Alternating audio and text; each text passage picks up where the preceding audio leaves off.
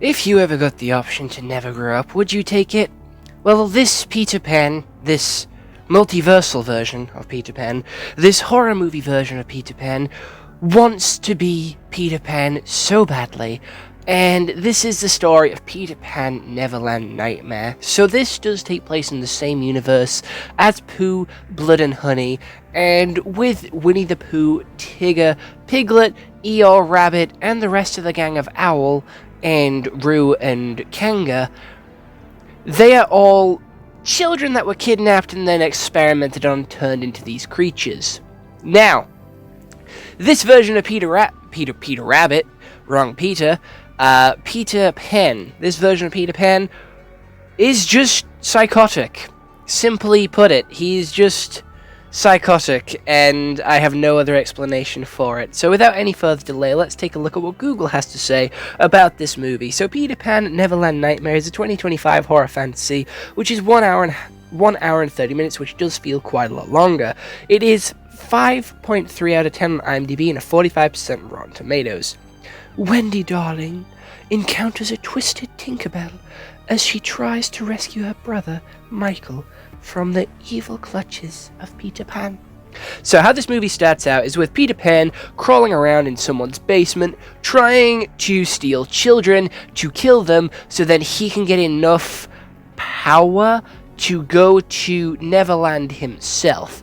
He's got this Green Goblin aesthetic going on, this Green Goblin vibe, where the mask that he puts on talks to him.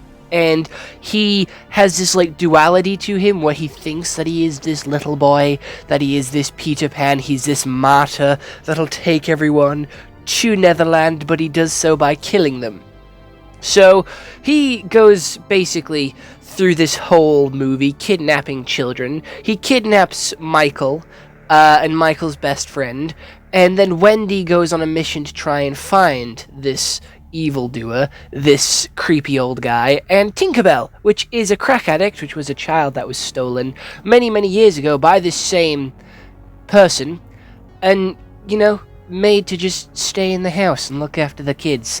Then we have Hook, who doesn't really get a load of law relevance, to be fair. He's just kind of in the dungeon, in the basement of this house, who is tortured and whipped and starved. He does have a hook for a hand, but it doesn't look too comfortable, I'm gonna be honest.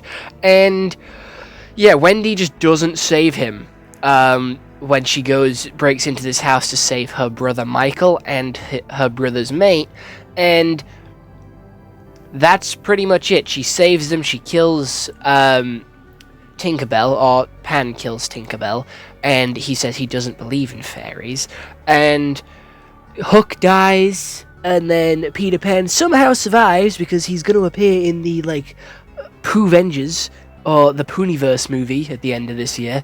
But yeah, the whole reason that Michael was kidnapped was because Wendy, is that her name? Wendy was getting a little bit jiggy with it with her boyfriend, which her mother did not approve of. And now, I don't appreciate the mother's view. I know she's just lost one of her children to a crazed kidnapper, but I don't truly believe that it is Wendy's fault. Wendy did go to pick him up. However, it was him that didn't want Wendy to pick him up. So that's why he ran away and went through the back entrance of school. It's not exactly Wendy's fault that Peter was like, nah, having my sister pick me up's embarrassing, mate. I'm gonna go the other way.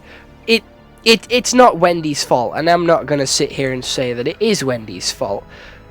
But that's about all I have to say about this movie. There is literally nothing interesting that happens in this movie. It is just shit. Honestly, that's it. We just have Peter Pan going around killing kids, and Wendy trying to, find a way to find, her little brother, which is surprisingly really easy, come to think of it. She doesn't go on too much of a big journey to find him. She answers a couple of phone calls, and she follows a blood trail, Simple as that. The police don't really get involved. The police don't really do anything. The police don't really care. Her boyfriend actually tries to help, but once he sees what actually is going on, he's like, nah, fuck this, I'm out. This psychopath just killed an entire fucking busload of children. I'm not helping you anymore. And you know what? That's a fair reaction to have. If this psycho just killed, what, a bus of, like, school children, I'm going to say, like, 20 to 30 kids are in that bus, all in one go, count me out. I'm not going vigilante mode on this fucker. I know, like, there's this age-old question of, like, how many, like, school kids do you reckon you can take in a fight before you get overwhelmed? 20 to 30, I think, is a little on the higher end of how many you can, like, take on if they all rushed you at one go. A little bit psychotic, not gonna lie. But yeah, like, Pan was really weird. Like, it didn't really give him a backstory. It was just like, right, he thinks he is Peter Pan. And that's it. Like, we never really got to know why he thinks like this, or why he wants this, but he does talk to his shadow. And his shadow is like the Green Goblin, like, other voice, which talks to him and makes him do this evil, crazy shit. And we do have a couple of, like, scenes inspired by the Terrifier, where Pan breaks into this house and kills Wendy's friend's entire family, leaves her alive, but kills the rest of the family, in pretty gruesome ways, by strangling them with, like, wire and stabbing them in the chest, like, a good 30 to 40 times. It is just rather a grim movie. The premise isn't too interesting. Again, like Winnie the Pooh, Blood and Honey, it does look quite cheap, and it does feel like the story comes secondary to, like, the murders and the fight and the violence. They're just trying to make money off a popular IP, and it's so stupid that it's working. People are watching this, people are talking about it, and I don't think this type of movie thing can go on for much longer, because you can't keep taking this IP and make this stupid sort of universe out of it and have people keep coming back and being interested and invested with what's actually going on. They're only coming back to see what stupid idea you're trying to do next. So once you run out of IP, that's when this like movie universe is going to end.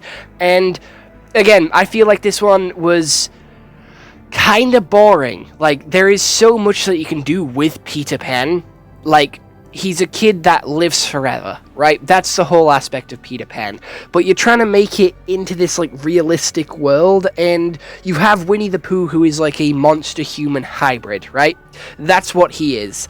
You already retconned the first movie and changed him from being like a demon to like a science experiment gone rogue. Now you're trying to put Peter Pan as just some lunatic. That's quite boring. Give him some special power. He does, I'm gonna say, quote unquote, fly for like one scene of this movie, and I'm not sure if that's just in his imagination, if he's just high, because again, we have Tinkerbell, who's just like a coke addict, and she's the one making all this drugs. So I don't know if, like, Neverland is just like this figment of his imagination, like, because he's so obsessed with the story of Peter Pan, or if he actually does have powers. And this does lead to be quite boring, because if we do have this Pooniverse movie come out at the end of the year, we have just a random psychopath dude. Like, that's it. That's all Peter Pan is. He's just a psycho. Like, we'll have a mutant deer, we'll have monster human hybrids, and then we'll have just a random fucking guy, a random fucking dude. And I feel like that's quite a cop-out. Like, give him some powers, give him something. Like, you don't have to, you have these really good creative IPs, and you're just trying to make them realistic, and I think that's not using them to their fullest potential. Like, give Peter Pan this thing. Like, yes, fair enough, go with the story that you want him to be older and aged up and want to get back into Neverland and have him kill these kids to do that, but like, give him the powers that he has from the thing. I think that would have been such a better story, and you could have had so much more better, like, kills with that, and just be more creative and a lot more interesting than just a dude who thinks he's Peter Pan. I just think that's quite boring and underutilizing the material that you do have to your, like to your advantage. So Other than that, I don't really have much else to say about this movie. I think it was pretty shit. And I think Winnie the Pooh, Blood and Honey 1 and 2 were better than this one. So I'm going to give this one a solid 3 out of 10. Maybe even a 4 if I'm being generous. So other than that, I hope you all enjoyed. I'll see you all next one. Hope you all have an excellent day, and goodbye.